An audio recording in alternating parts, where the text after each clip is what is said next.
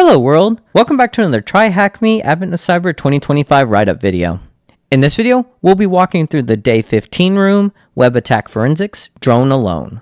Let's get into it. So for task 1, what you want to do is start up the attacker machine and the target machine. Then we'll just click check right here. Then we'll scroll down and expand task 2.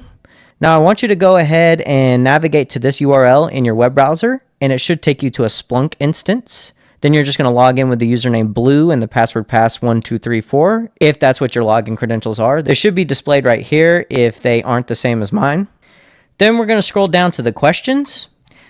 Now, I highly recommend that you actually go through this lab so that you can see how web forensics is done through Splunk, at least for Apache and Windows, as it's a very good way of understanding how malware can propagate through a Windows system from a third-party service such as Apache. Now, with that out of the way, our first question asks, what is the reconnaissance executable file name? Well, what we're going to do is we're going to do a search index of Windows_sysmon, like so. And you're going to also want to specify cmd or cmd.exe after that. Then you're going to want to change the time to all time. And then make sure that this is on table, as it'll be easier to read. And we're going to scroll to the right here. Then we're going to scroll down and examine the command line, and you should find an entry that says, Who am I? Who am I is a reconnaissance executable, and oftentimes when hackers breach a box, that's the first command that they run so that they can verify whether they're inside of your device or not. Now, it wants the executable file name. This isn't the full name of the executable, as there's no file extension after it. So what we can do is on this table entry, we can just do the drop down here. And then we can scroll down to where it has original file name right here. And we see that it's whoami.exe. So that'll be our answer to this question. What executable did the attacker attempt to run through the command injection?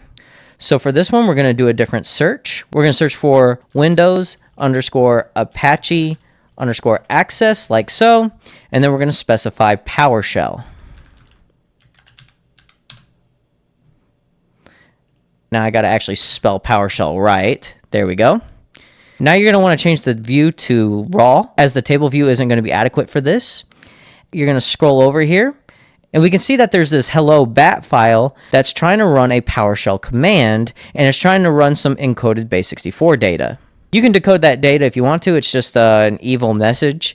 And the answer that we're actually looking for is PowerShell.exe, because that is the executable that's being used to try and run this encoded base64. So our answer should be PowerShell.exe. And that should complete the room.